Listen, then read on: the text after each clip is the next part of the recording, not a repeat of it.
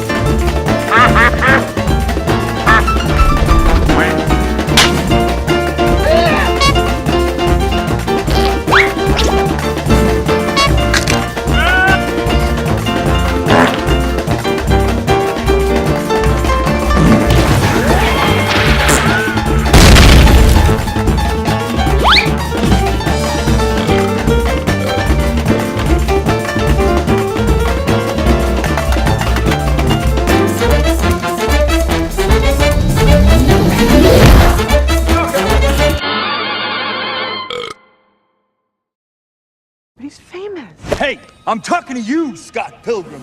He's famous and he talked to me. The only thing keeping me and her apart is the 2 minutes it's gonna take to kick your ass.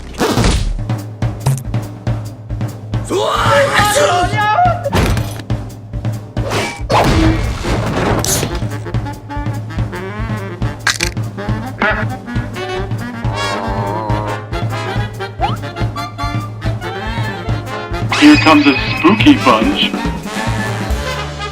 Hi. Huh? What are you? Some kind of troll?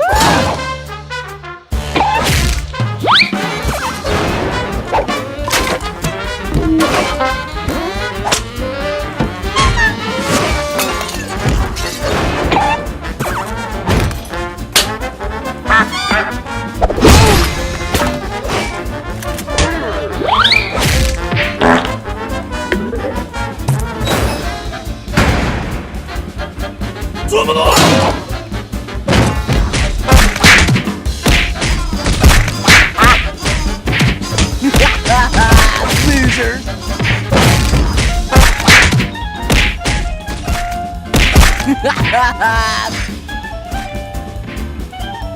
Hey!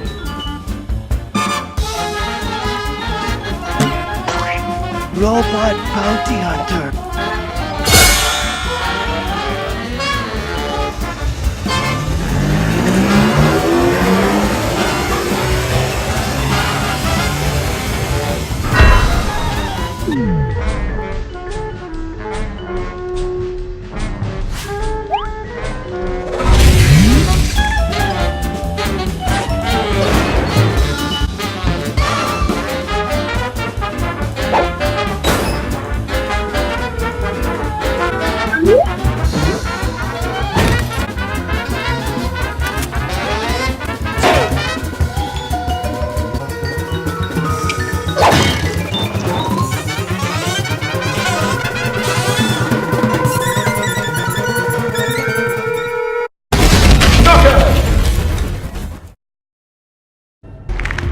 I'm a little five.